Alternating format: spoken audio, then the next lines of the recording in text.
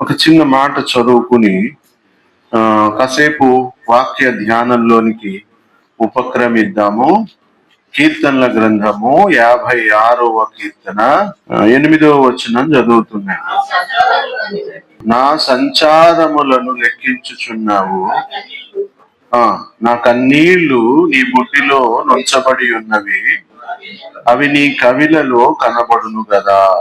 పరిశుద్ధ దేవుడు తన లేఖనాన్ని మన వినికిడిలో ఆశీర్వదించును గాక. ఆమేన్. చిన్న మాట ప్రార్థన చేసుకుందాము. మహాపరిశుద్ధుడు అయిన మా తండ్రి, జీవాధిపతి అయిన యేసుక్రీస్తు ప్రభువా, నీ ఘనమైన నామానికి వందనాలు, కృప కలిగినటువంటి నామానికి వందనాలు, పరిశుద్ధమైన నామానికి వందనాలు, స్తోత్రాలు ప్రభువా. ఈ రాత్రికాల సమయంలో ప్రభువా, ఇదిగో యవన బిడ్డల మధ్య నాయన నీ కృపను విస్తరింప చేస్తున్నందుకు వందనాలు. ఈ సమయాన్ని ప్రభువా నీ చేతులకు అప్పచెప్పుకుంటున్నాము. ఇక్కడ నాయన ప్రత్యేకంగా ఈ స్థలమునంతటి మీదను నీ అగ్నిని, నీ ఆత్మను ఉంచమని మాత్రము ప్రార్థయపడుతున్నాను. నాతోనూ మా అందరితోనూ ప్రభువా మీరు మాట్లాడమని మాత్రము వేడుకుంటున్నాను. నాయన ఒక్క మాట సెలవీయండి. మా మనస్సులను ప్రభువా నేరుగా నీ తట్టు త్రిప్పండి. మా ఉద్దేశములు, ఆలోచనలు అన్ని కూడా ప్రభువా ఈ సమయంలో నీ మాట మీద పెట్టుటకు సహాయం దయచేయండి. వినగలిగిన బుద్ధి నాకు, మాకందరికి ప్రసాదించండి. ఇదిగో నాయన, నీవు సెలవిచ్చు మాట నేరుగా మా హృదయాలన్నిటిలోనికి నాయన చొచ్చి అంతరంగములో ఉన్న చెడుతనాన్ని కడిగి వేసుకున్నటకు సహాయం దయచేయండి. ఒక్క మాట సెలవీయమని ప్రాధాయపడుతున్నాను నాయన. నీ కృప కలిగిన హస్తాలకు నన్ను ఇదిగో యవన బిడ్డలందరినీ అప్పగించుకుంటూ యేసుక్రీస్తు నామములో అడిగి వేడుకొనిచూ ఉన్నాను నా ప్రియ పరలోకపు తండ్రి. ఆమేన్. హల్లెలూయా. బైబిల్ చదువుతున్న వాళ్ళు రెగ్యులర్ గా, అంటే ఇందులో కాదు, 9 గంటలకి మీ యొక్క కూడికలో కాదు, రెగ్యులర్ గా బైబిల్ చదువుతారు అందరూ. మేబీ ఏదైనప్పటికీ కూడా మీరందరూ కూడా బైబిల్ లో కొన్ని తరగతుల నుంచి రెగ్యులర్ గా ఫాలో అవుతూ ఉంటారు. అది చాలా అప్రిషియేట్ చేయాల్సినటువంటి విషయం. నేను మిమ్మల్ని అందరిని అప్రిషియేట్ చేస్తున్నాను. ఎందుకంటే అర్థం కాకపోయినా చదివేటటువంటి వ్యక్తిత్వం ఉండటాన్ని ఖచ్చితంగా అందరూ అభినందించాలి. ఇప్పుడు మీకు లేఖనాన్ని, అంటే బైబిల్ గ్రంథాన్ని చదివే విధానం చెప్పాలనుకుంటున్నాను. ఎందుకంటే బైబిల్ ఒక రకంగా కొన్ని అధ్యాయాలు ఏమవుతాయంటే, ఆది కాండము, కొన్ని ఎదుర ఉన్నటువంటి పంచకాండాల్లో కొన్ని గ్రంథాలు చదువుతున్నప్పుడు మనకి ఎట్లా ఉంటుందంటే, ఒక స్టోరీ కనబడతా ఉంటుంది. ఒక ఆయన కనబడతా ఉంటాడు, ఆయన పిల్లలు ఇద్దరు కొట్టుకుంటారు, ఒకటి చంపేస్తాడు. అక్కడి నుంచి అతను వేరే ప్రాంతానికి వెళ్ళిపోతాడు. ఒక స్టోరీ కింద వెళ్ళిపోతుంది. ఇంకో చోటకి వెళ్ళేటప్పటికి ఏమవుతుందంటే సంఖ్యాకాండం, కౌంటింగ్ చెప్తా ఉంటారు. ఫలానా గోత్రంలో వీళ్ళు ఉన్నారు, ఫలానా గోత్రంలో వీళ్ళు ఉన్నారు, ఇట్లా కనబడతారు. ఇలా చదువుతూ వెళ్ళిపోతూ ఉంటారు. అయితే ఒక విషయాన్ని మీకు చాలా జాగ్రత్తగా చెప్తున్నాను. నేను బైబిల్ చదువుతున్నప్పుడు అధ్యాయం పూర్తిగా చదివేవాళ్ళు కొంతమంది ఉంటారు, సగం అధ్యాయం చదివి ముగించేసేవాళ్ళు. ఏదైనా సరే బైబిల్ గ్రంథాన్ని చదివేటప్పుడు ఆ అధ్యాయంలో ఒక దృశ్యాన్ని బైబిల్ గ్రంథం మనకి చూపిస్తా ఉంటుంది. ఆ అధ్యాయంలో ఒక దృశ్యాన్ని, ఒక సీన్ మనకి చూపిస్తా ఉంటుంది. మనకేంటంటే చదువుతూ ఉన్నప్పుడు మనలో ఉన్నటువంటి మేధస్సు ఏం చేస్తుందంటే ఒక పిక్చర్ ని క్రియేట్ చేస్తాం. అంటే ఒక పిక్చర్ ని క్రియేట్ చేసేటటువంటి ఇంటెలిజెన్స్ మన మెదడుకు ఉంటుంది. మనం కూడా బైబిల్ గ్రంథాన్ని చదువుతూ ఉన్నప్పుడు ఒక పిక్చర్ మనకి క్రియేట్ అవుతాం. కయ్యని నేను చూడలే, మీరు చూడలే, ఎవరు చూడలే. వాళ్ళిద్దరు కొట్టుకున్నట్టు, వాడిని చంపేసినట్టు, చంపేస్తుంటే కయ్యను ఏబేలు అరుస్తున్న సందర్భంలో అక్కడ రక్తం కారినట్టు ఆ అధ్యాయం జరుగుతుంటే ఆ పిక్చర్ మనకు చూపిస్తుంది. ఇలా చూపించేటటువంటి విషయాలను చాలా జాగ్రత్తగా గమనించాలి. ఎందుకంటే నేను చదివినప్పుడు నాకు ఒక రకమైనటువంటి పిక్చర్ కనబడతా ఉంటుంది లోపల. మీరు చదువుతున్నప్పుడు మీకు ఒక రకమైనటువంటి పిక్చర్ కనబడతా ఉంటుంది. దాన్ని చాలా జాగ్రత్తగా గమనించాలి. అప్పుడు బైబిల్ మనతో మాట్లాడటం మొదలు పెడతాం. అసలు పిక్చరే చూడకపోతే స్టోరీ నీకు అర్థం కాదు. అక్కడ ఏదైతే గ్రంథం చూపిస్తుందో అది నీకు అర్థం కాదు. మీకు అందరికి అర్థం అవడం కోసం కీర్తనల గ్రంథము 1వ అధ్యాయము మొదటి కీర్తన అందరికీ కంటతా వచ్చినటువంటి కీర్తన చదువుతున్నాను చూడండి. మొదటి కీర్తన చదువమ్మా.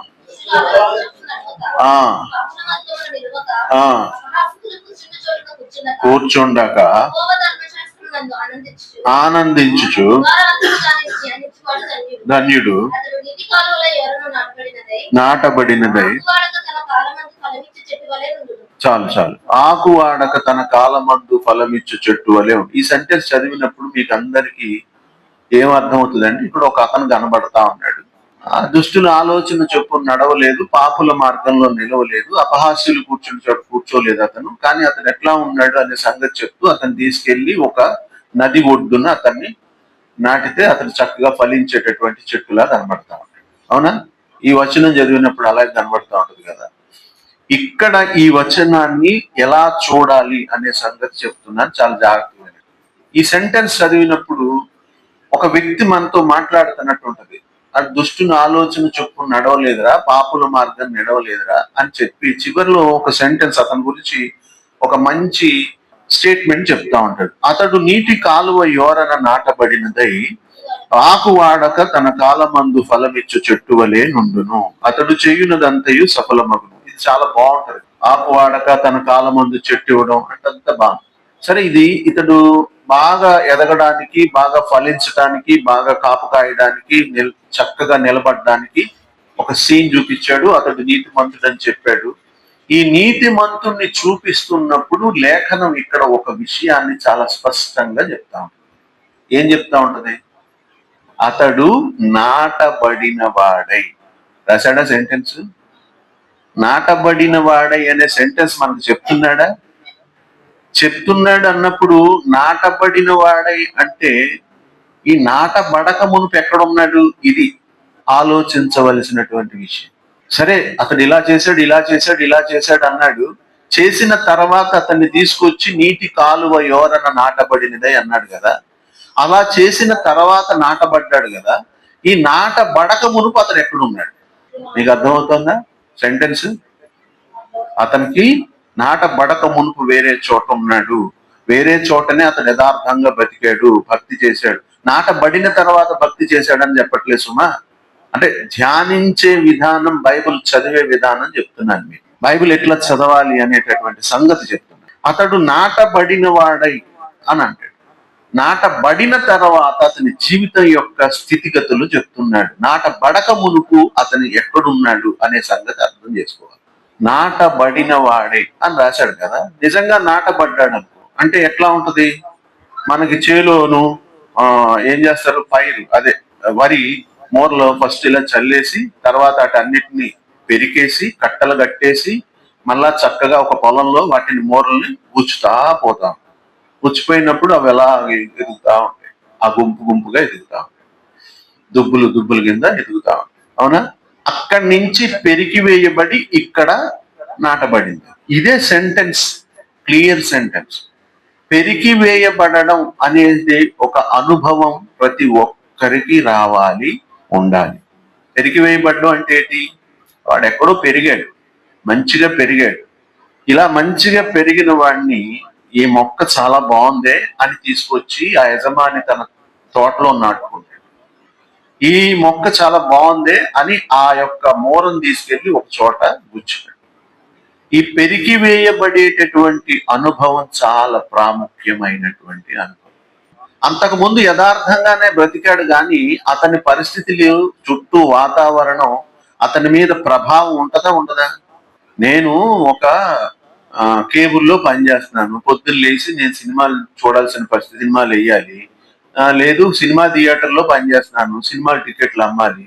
లేదు, ఒక హోటల్లో పనిచేస్తున్నాను, పొద్దున్న లేచి వాడు సినిమా సాంగ్స్ పెట్టాలి. ఇదంతా ఉంటది.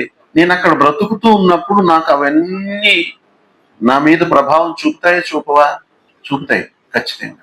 చూపినా కూడా నేను నిలబడి అక్కడి నుంచి నా మనసు దాంట్లోకి వెళ్లకుండా నేను జాగ్రత్త పడుతూ ఉంటాను. కానీ ఒక్కొక్కసారి ఒక్కొక్క సందర్భంలో నా నోటిలోంచి కూడా ఓ సాంగ్ వచ్చేస్తా ఉంటుంది. ఎందుకని? దాని యొక్క ప్రభావం నాలో ఇంకా ఉందిగా. మనుషుల యొక్క ప్రభావం వాడిలో ఏదైతే ఉంటుందో దాన్ని బట్టి వాడి నోట్లోంచి అది వస్తా ఉంటుంది.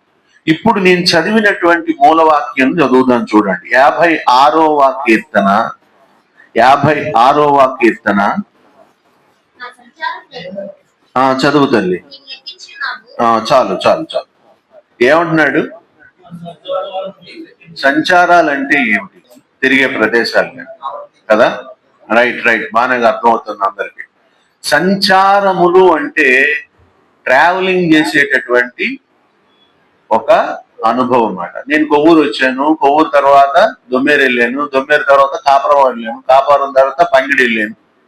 ట్రావెల్ చేస్తూ ఉన్నప్పుడు కొవ్వూరులో నేను కొన్ని చూస్తాను, దొమ్మేరులో కొన్ని చూస్తాను, పంగిడిలో కొన్ని చూస్తాను, ఇలా చూసుకుంటూ పోతాను. సంచారములు అంటే ఇవి.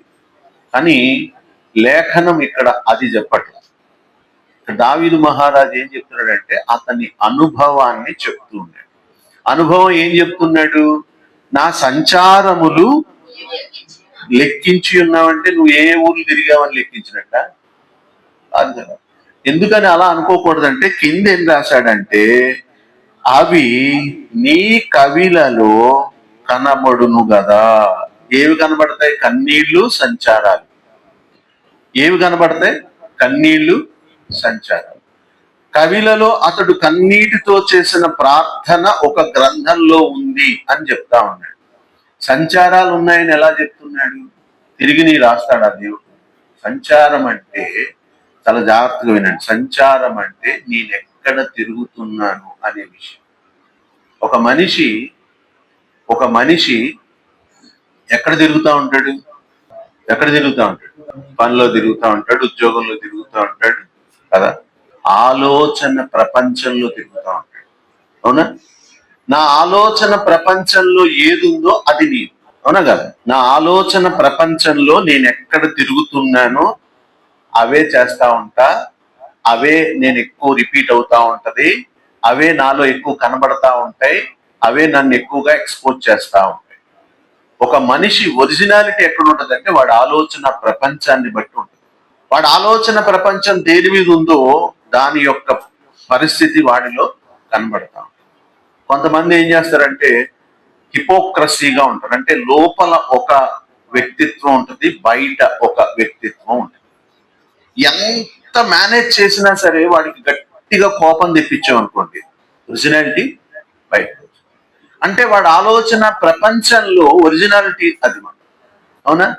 నా ఆలోచన ప్రపంచాన్ని నేను చాలా జాగ్రత్తగా లెక్కించుకుంటున్నాను, అది దేవుని యొక్క పుస్తకంలో కూడా రాయబడతా ఉంది అని చెప్తున్నట్టు దావీదు మహారాజు. ఆలోచన ప్రపంచంలో నేను పరిశుద్ధంగానే ఉన్నాను. ఒక్కొక్క సందర్భంలో ఏమవుతుందంటే నేను కూడా కూర్చున్నప్పుడు, ఒంటరిగా ఉన్నప్పుడు, ఎక్కడో ఆలోచిస్తున్నప్పుడు నాకు సంబంధం లేనివి, నాకు ఎటువంటి ఇంట్రెస్ట్ లేనివి చాలా విషయాలు నా ఆలోచన ప్రపంచంలోనికి వచ్చేస్తా ఉంటాయి. ఆలోచన ప్రపంచంలో ఒక చెడ్డ తలంపు వచ్చింది అంటే నేను పాపం చేసినట్ట, పరిశుద్ధంగా ఉన్నట్ట? ఏ పక్షినైతే నీవు అక్కడ గుడ్డు పెట్టిస్తున్నావో ఆ పక్షి యొక్క స్వరూపం నీలో కనబడటం మొదలు. పక్షిని గుడ్డు పెట్టించలేనప్పుడు ఆ పక్షి యొక్క స్వరూపం గాని స్వభావం గాని నీలో కనబడదు కదా. నాకు సంబంధం లేకుండా నా వ్యక్తిత్వంలోనికి, నా ఆలోచన ప్రపంచంలోనికి ఒకటి వచ్చింది అనుకోండి, అని ఇలా పక్కకు తిరిగాను అనుకోండి, అది ఎగిరిపోదు, ఉండదు. నేను చోటిస్తేనే ఒక పక్షి నాలోకి వచ్చి గూడు కట్టుద్ది. నాకు ఇంట్రెస్ట్ లేకుండా నేను సిగరెట్ తాగగలనా? నాకు ఇంట్రెస్ట్ లేకుండా నేను మందు కొట్టగలనా? నాకు ఇంట్రెస్ట్ లేకుండా నేను ఒక చెడు పని చేయగలుగుతానా? చేయలేను కదా. ఇంట్రెస్ట్ అనేది నాలో ఉన్నటువంటి ఒక లోపల ఇన్నర్ ఫీలింగ్ లేదా స్వభావం అన్నమాట. ఆ స్వభావాన్ని బట్టే నా ఆలోచనలు ఉంటాయి, నా ఆలోచనలు బట్టే నా స్వభావం. నేను తిన్నదాన్ని బట్టి నేను బలపడతాను, నేను బలపడిన దాన్ని బట్టి తింటాను. ఆ తిన్నదాని యొక్క ప్రభావం నాలో ఉంటుందా ఉండదా? ఖచ్చితంగా ఉంటుంది. నేను ఉప్పు బాగా తింటున్నాను, తింటే ఏమవుతుంది? కొంతకాలానికి దాని ప్రభావం, షుగర్ బాగా తింటున్నాను, కొంతకాలానికి ఏమవుతుంది? షుగర్ లెవెల్స్ పెరుగుతాయి. అంటే నేను తిన్నదాన్ని బట్టి నాలో స్వభావం వస్తుంది, నా స్వభావాన్ని బట్టి నేను తింటాం మొదలు. నా ఆలోచనలు బట్టే నా వ్యక్తిత్వం తయారవుతుంటది, తయారవుతున్న వ్యక్తిత్వాన్ని బట్టి ఆలోచనలు తిరుగుతున్నటువంటి ఈ ప్రపంచంలో, నేను సంచరిస్తున్నటువంటి ఆలోచన ప్రపంచంలో ఖచ్చితంగా ప్రతీది కూడా లెక్కించబడతా ఉంటది అని ఇక్కడ దావీదు మహారాజు క్లియర్ గా చెప్తున్నాడు. అవునా కదా? ఏమని చెప్తున్నాడు కింద?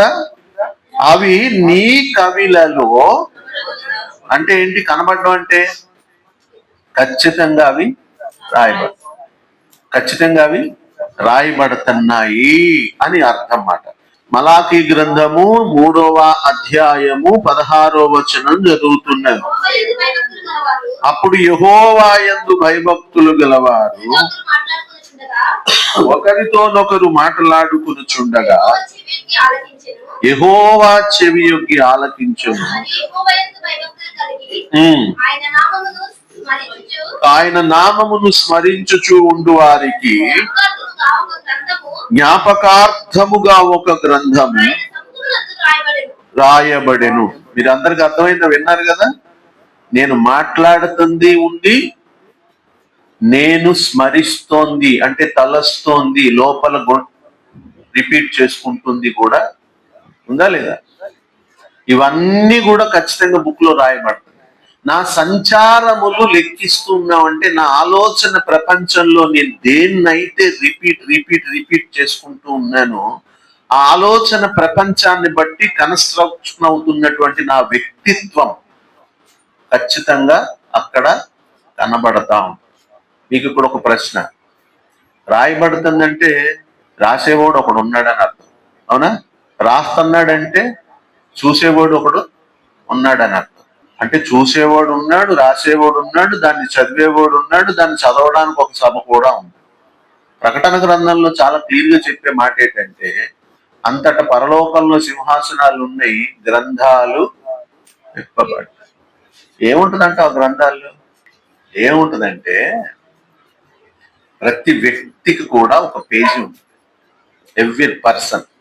పౌలు గారి యొక్క పత్రిక చదువుదామనుకో, పత్రికలో పౌలు యొక్క ప్రయాణం ఉంటది, పౌలు యొక్క వ్యక్తిగత జీవితం ఉంటది, పౌలు ఉపదేశించింది ఉంటది, పౌలు చంపిన వాళ్ళ లెక్క కూడా ఉంటది, పౌలు చెరసాల్లో వేసిన వాళ్ళ లెక్క కూడా ఉంటది, న్యాయాధిపతుల దగ్గర తెచ్చుకున్నటువంటి స్టేట్మెంట్ ఉంటది. ఉందా లేదా? ఇదంతా బైబిల్లోనే కదా నేను చెప్తున్నా, రాయబడిందా లేదా? ఇదే చెప్తున్నాడు. ఆలోచన ప్రపంచం అనేది చాలా జాగ్రత్త. నీ ఆలోచన ప్రపంచంలో నీవు సంచరిస్తున్నటువంటి ఈ సంచారము నిన్ను తీర్చిదిద్దుతూ ఉంటుంది, నిన్ను అదే తీర్మానిస్తూ ఉంటుంది. నువ్వు ఎలాగ కట్టబడుతున్నావు అనేది, ఎలాగ తీర్చిదిద్దబడుతున్నావు అనేది నీ ఆలోచన ప్రపంచాన్ని బట్టి, నీ మనస్సులో ఉన్న ఉద్దేశాన్ని బట్టి ఉంటుంది. అన్ఎక్స్పెక్టెడ్ గా నేను ఒకరిని చంపేశాను. ధర్మశాస్త్రం ఏముంటది? అనుకోకుండా చంపావు కదా, నువ్వు ఆ యొక్క పురంలోనికి వెళ్ళిపోవాలి. ప్రధాన యాజకుడు చచ్చిపోయే వరకు అక్కడే. పన్నుకి పన్ను, కన్నుకు కన్ను అన్నటువంటి ధర్మశాస్త్రమే అనాలోచితంగా అనుకోకుండా ఒకరిని చంపితే వాడిని పక్కన ఆశ్రయపురంలోకి వెళ్ళడానికి అవకాశం ఇచ్చింది. అన్ఎక్స్పెక్టెడ్ గా నా మనసులోకి ఒక చెడ్డాభిప్రాయం వచ్చింది. గబుక్కుని అది నేనేం చేశానంటే నా సెల్ ఫోన్ లో ఒక మెసేజ్ వచ్చినట్టుగా వెంటనే దాన్ని ఆన్ చేశాను. చూసిన తప్పు అని వెంటనే దాన్ని డిలీట్ చేసినట్టుగా నా ఆలోచన ప్రపంచంలోనికి ఒక పాపం గాని, ఒక అపవిత్రత గాని, ఒక వేరే విషయం గాని వచ్చినప్పుడు దాన్ని తెలియక ఆన్ చేసినా దాన్ని డిలీట్ చేసుకుని కడుక్కునేటటువంటి స్వభావాన్ని అలవాటు చేసుకున్న వాడిని ఏమంటారు? యథార్థవంతులు అండి. యథార్థవంతులు దేవునికి చాలా ఇష్టం. మేబీ నేను పాపినైతే పాపిగానే అడ్రస్ చేసుకోవాలి, లేదు నేను యథార్థవంతునైతే యథార్థవంతులుగానే అడ్రస్ చేసుకోవాలి. నేను చేసుకుంటున్నటువంటి నా వ్యక్తిత్వం అంటే నేను కట్టుకుంటున్నటువంటి నా నిర్మాణం, నా వ్యక్తిత్వం, నాలో ఉన్నటువంటి లోపల మనిషిని దేవుడు కొలుస్తూ ఉంటాడు. దాన్ని బట్టి అతనికి దేవుడు సహకారి అయి ఉంటాడు, శిక్షకుడై ఉంటాడు. అవునా కదా? మీకు అర్థం అవడం కోసం మరలా చదువుతున్న సమూయేలు 2వ గ్రంథము 22వ అధ్యాయము 23వ వచనం చదువుతున్నాను. పేజీ నెంబర్ 273 చదవండి. ఆయన న్యాయ విధులనన్నిటినీ వాటన్నిటిని నేను లక్ష్య పెట్టుచున్నాను. ఆయన కట్టడలను నేను త్రోసివేసిన వాడను కాను, నా చేయనొల్లకుంటిని. ఆయన దృష్టికి యథార్థుడనైతిని, కావున నేను నిర్దోషియుండుట యెహోవా సూచన. ఈ సెంటెన్స్ చదివినప్పుడు మరలా ఇక్కడ ఒక పిక్చర్ కనబడుతుంది. ఏంటి ఆ పిక్చర్ చూపిస్తాను, చాలా జాగ్రత్తగా చూడండి. ఏమంటున్నాడు? నేను దోష క్రియలు నేను చెయ్యనొల్లకుంటిని. చేయలేదంటే పోయేగా అన్నా, నేనేం చెప్తే ఇలా అంటే పోయేగా. చెయ్యకుండా నేనున్నాను అని చెప్పడంలో అర్థం ఏంటి? అక్కడ నొక్కి ఎందుకు చెప్తున్నాడు? చాలా సార్లు సమ్ ప్రెజర్ మన మైండ్ లో ఉంటుంది. ఎంత ప్రెజర్ ఉంటుందంటే ఆ సిచ్యువేషన్ లో ఆ చీకటి యొక్క ప్రభావం వాడి మీద ఉండి వాడిని ఏదో రకంగా పట్టి ఈడ్ చేయాలని చాలా ట్రై చేస్తాం. మన వ్యక్తిత్వాన్ని ఎట్లాగైనా సరే దేవుని దగ్గర దోషిగా చూపించాలనేటటువంటి సాతాను యొక్క కుయుక్తి మన చుట్టూ నిత్యం పనిచేస్తూనే ఉంటది. నేను దాన్ని తోసేసినా కూడా నా దగ్గర నుంచి ఏం పోదు, అది నా చుట్టూ పనిచేస్తూనే ఉంటుంది. ఇలా పనిచేస్తున్న సందర్భంలో దేవుడు ఆకాశంలో నుంచి చూస్తూ ఈ గ్రంథంలో రాస్తున్నటువంటి విషయంలో వీడు నిలబడాలనేటటువంటి మనసు కలిగి ఉన్నాడా, నిలబడాలని అనుకోవటం లేదా ఏంటి అనేది ఖచ్చితంగా అక్కడ లెక్కగట్టబడతా ఉంటది ప్రతి ఒక్కడికి కూడా. నేను పడిపోవడానికి కారణం కూడా దేవుడు లెక్క కడతా ఉంటాడు. ఆదాముకు లెక్క కట్టాడు లేదా?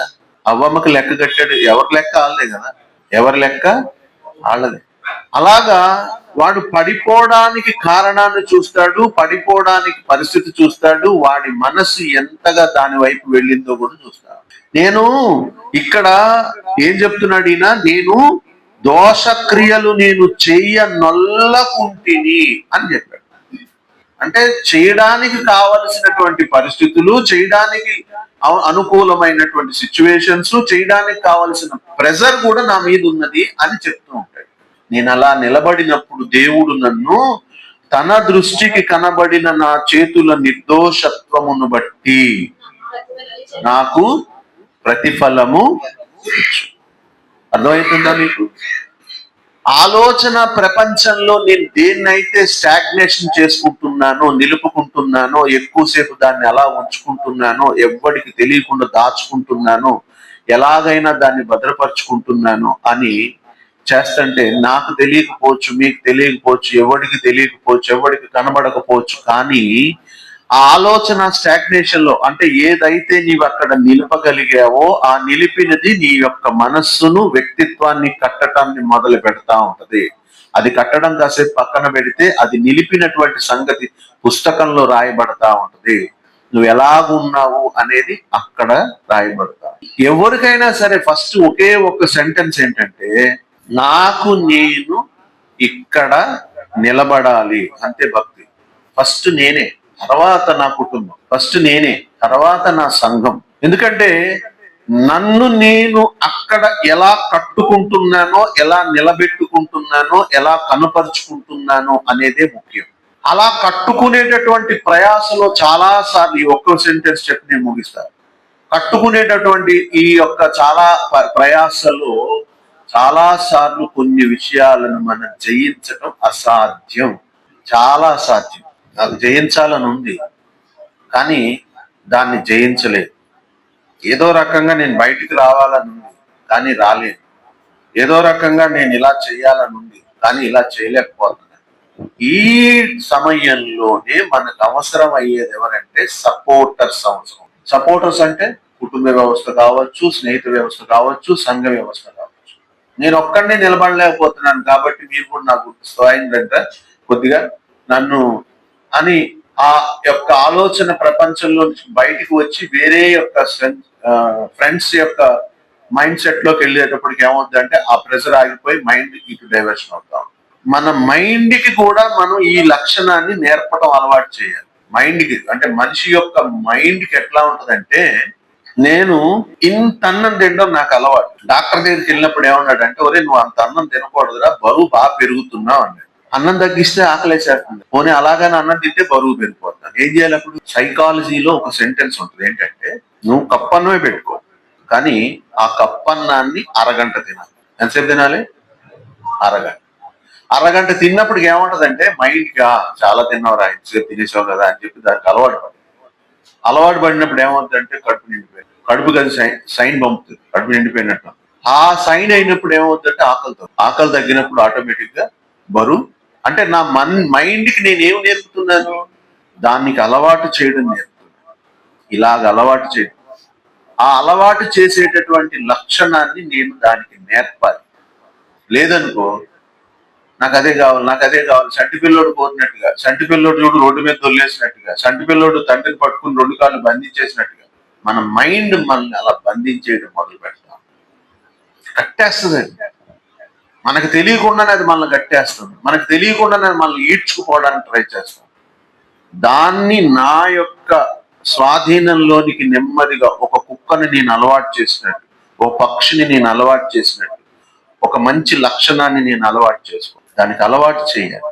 అలవాటు చేసినప్పుడు ఆ ఆలోచనను అది ఏం చేస్తుందంటే నెమ్మదిగా మర్చిపోదు. దీనికి అలవాటు పడింది కదా మైండ్, ఎప్పుడైతే దీనికి అలవాటు పడిందో అది నెమ్మదిగా మర్చిపోతాం. మైండ్కి ఉన్న లక్షణం ఇంకోటి ఏంటంటే ఏదైనా కొత్తది నేర్చుకోవాలి, కొత్తది చూడగానే దాని మీదకి వెళ్ళిపోతుంది. అందుకనే ఈ యొక్క వీక్ పాయింట్ ని బట్టి ఏం చేశారంటే 30 seconds, 1 minute, 1.5 minute రీచ్ చేయడం మొదలు పెట్టారు. అది కూడా వాడు కుదురుగా చూడడు, ఏం చేస్తాడు? ఇలా చూసి కొత్తది, దానికి అది ఒక లక్షణం. మన మైండ్ కి ఉన్నటువంటి లక్షణాన్ని వాడు చాలా జాగ్రత్తగా, ఇంటెలిజెన్స్, ఏఐ అన్నాడు కదా, ఆర్టిఫిషియల్ ఇంటెలిజెన్స్, అంటే ఆ ఇంటెలిజెన్స్ అంతా కూడా మన మైండ్ లో ఉన్నటువంటి ప్రతి లక్షణం మాట. ఆ లక్షణాలను ఒక్కొక్కటిగా తీసి ఒక్కొక్కటి తయారు చేస్తుంది.